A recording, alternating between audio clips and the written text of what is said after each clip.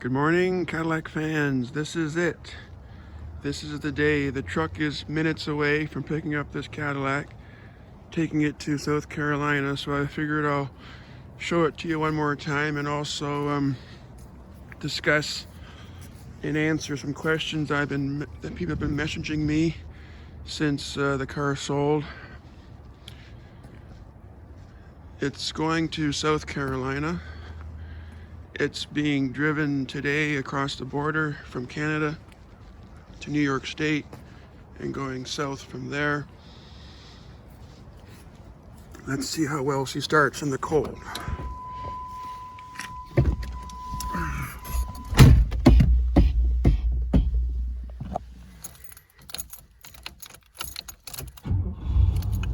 Right up. Put some heat on. It's going down to minus 19 tonight. So this, never say never, right? But this might be my last 80s Cadillac restoration. I think they're too new to really get many serious buyers. This car, in my opinion, should have sold much sooner than it did. And the riffraff I had to deal with, it's enough to turn you off of the car hobby. Every hobby, I'm sure, has its lowlifes, but there seems to be a disproportionate number of bums in the car hobby. And it ruins it for the honest people. The genuine hobbyist, the genuine car guy. When you have such scum trying to steal from you and swindle you and like this one guy in Aurelia, oh my God, what a sack of crap he was. He wanted me to drive this car to him on his word he was going to pay me full price for it.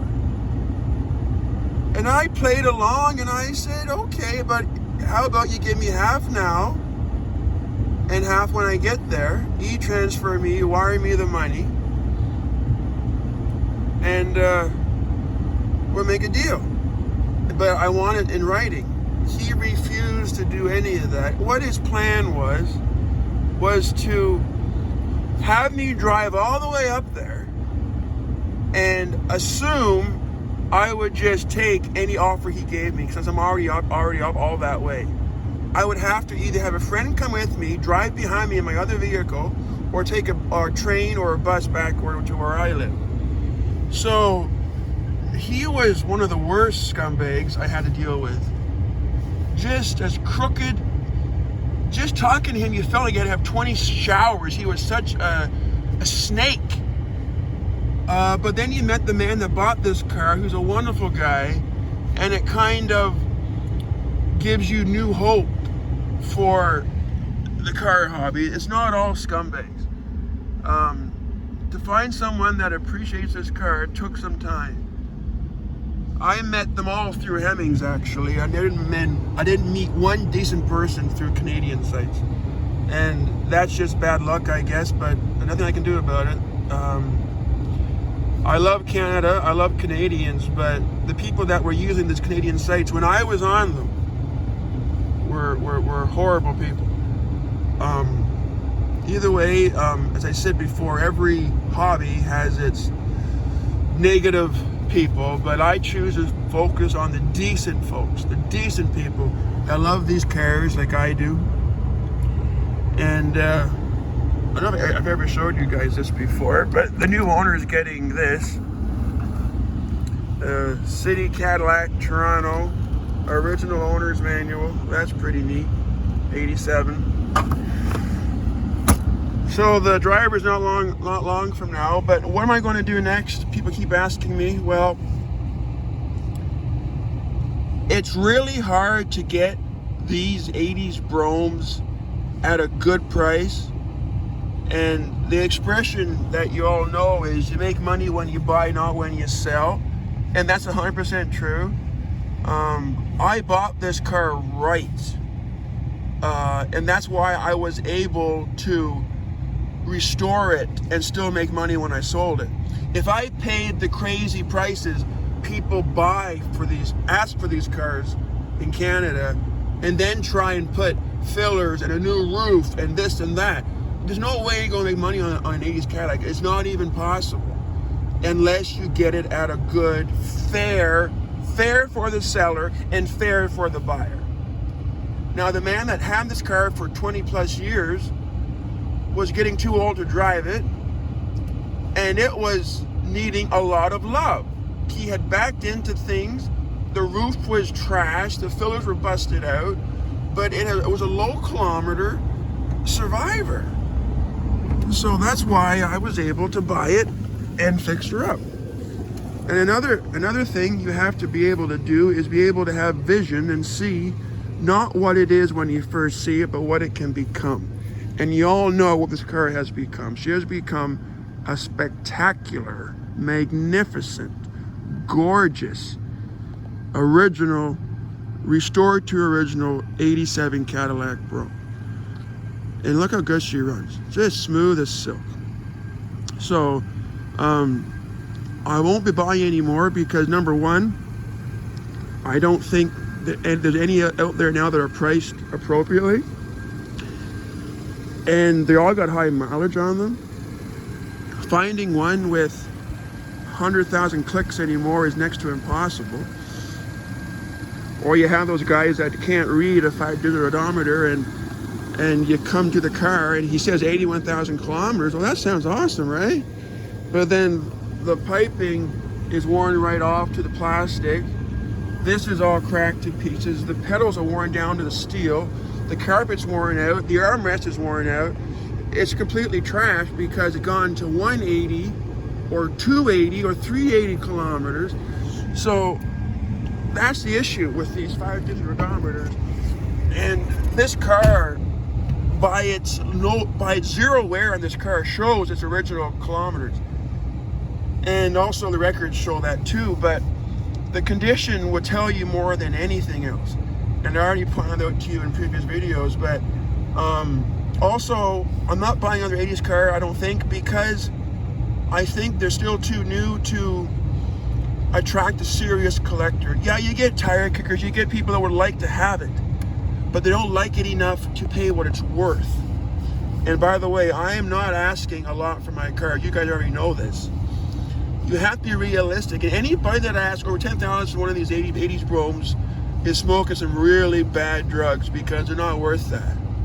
$7,500 is all these cars are worth in this condition. To get 10 or 12, it would literally have to be showroom perfect. I mean, like 5,000 clicks, 12,000 kilometers, original Royal Seal still on it. It would have to be a time capsule, even more than this one, to be worth anywhere over 10 grand. And those that have the prices for 28,000 and 15,000, they're dreaming. They are not worth anywhere near that. So that was another frustrating point for me, because I was asking a more than fair price for this car, and I still had these idiots harassing me. So you have a guy who has 180,000 kilometers on a car that needs everything, asking $15,500, and this car is completely done and turnkey, asking half that, and you're giving me a hard time? I'm like, come on, what's wrong with you people? So it left a bad taste in my mouth with these 80s cars, because there's too many people that don't collect them seriously now. They're out there, obviously, because I found one, but it took too long to find one. So I'm going to stick with the older Cadillacs. I'm looking right now for one, just because the 58 is going to be in the welding shop for maybe another couple of years. As you all know, my welding friend, it's not a full-time job for him. He has a full-time job in the family too, so he picks away at it whenever he can. So I don't expect him to work on it 40 hours a week. Now, if he was, it would be done a long time ago. But at the same time, it's fine, because this car kept me busy when he was working on that. So it's not an issue. So I'm looking now for a car I can wrench on and flip that's near me. Having to go 5 hours away is just not practical. Now that it's Christmas time and snow's coming, traveling with a car trailer and a 2.5-ton Cadillac on your ass, it's not safe traveling. So, and shipping, as you know, is very expensive. Even within Canada, it's ridiculous. And these guys gotta make money, I know that too, but the price of gas is hurting everything. But look at how nice this car is. I mean, look at the carpets. It's just beautiful. So to answer all your questions, no more 80s cars for the reasons I've already stated. And I'm looking for a car I can work on when the 58's still being welded up. So that's where we stand now. And the truck is probably 5 minutes away. I'll try and get a video of that too, if I'm able to. I might not be able to. I'll see what happens. But thank you all again for watching, and have a wonderful day, and I'll see you real soon. And I'll see you down the road.